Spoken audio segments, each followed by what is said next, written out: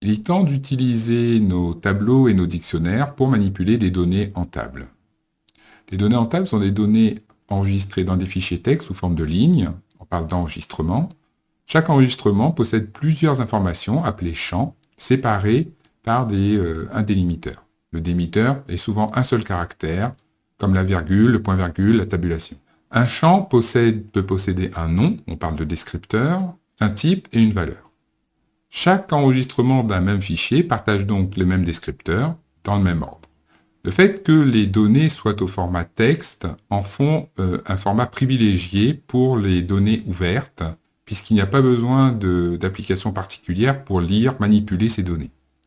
Un simple tableur peut suffire, et dans ce MOOC, nous allons voir comment utiliser le langage Python pour manipuler ces données. Grâce au langage Python, nous allons voir un petit peu ce qu'il y a derrière les fonctions que nous pouvons trouver dans nos tableurs, mais également nous verrons que sur certaines grosses tables, il est plus aisé d'utiliser un langage de programmation pour manipuler les données que d'ouvrir ce fichier volumineux dans un tableur. Je vous propose donc tout de suite d'ouvrir un interprète interactif et de commencer à charger des données en table et à les manipuler. Je propose donc de commencer à charger des données et à les manipuler ensemble. Donc les données que nous allons utiliser sont des données issues d'un site qui propose des informations sur différents pays et différentes villes. Donc la première table que nous allons manipuler est constituée donc de 6 descripteurs, code, nom, capitale, aire, pop, continent, et d'un peu plus de 250 enregistrements. Donc ce sont des données sur des informations sur les pays.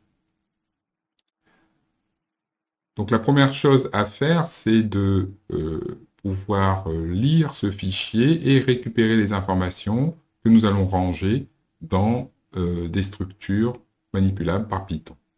En l'occurrence, ici, nous avons écrit une fonction qui prend 3 paramètres, donc le nom de notre fichier, qui est une chaîne de caractères, un délimiteur qui, par défaut, sera ici le point-virgule, puisque c'est celui qui est utilisé dans notre fichier, et un encodage de caractères qui, par défaut, sera UTF-8. Nous allons ranger donc nos données dans un tableau que nous avons appelé table. Donc, nous ouvrons notre fichier. Nous voyons que dans ce fichier, la première ligne, donc le nom, les descripteurs sont effectivement présents, et donc la première ligne est particulière. Nous faisons donc une lecture de la première ligne grâce à la méthode readline sur les fichiers Python. Nous utilisons la méthode strip qui permet de supprimer les éventuels blancs tabulation qui pourraient exister, retour à la ligne qui pourraient exister donc en début et en fin de ligne. Donc notamment ici, le strip va supprimer le retour à la ligne de chacune de nos lignes. Et enfin, nous découpons par la méthode split, à laquelle on passe le délimiteur. Nous allons découper notre chaîne de caractères en plusieurs chaînes et donc récupérer ainsi les valeurs. Donc cette première ligne particulière, les valeurs ne sont donc pas des valeurs ou des champs, mais bien les noms, les descripteurs. Nous allons ranger cela dans une liste appelée clé. Et ensuite, nous allons pouvoir parcourir effectivement les lignes, les enregistrements de notre fichier, ligne par ligne, appliquer les mêmes techniques pour découper notre ligne et récupérer les champs que nous allons ranger dans un tableau appelé data. Ensuite, par la méthode dict que nous avons déjà vue et la fonction zip, nous allons créer un dictionnaire pour chacun de ces enregistrements. Donc voyons cette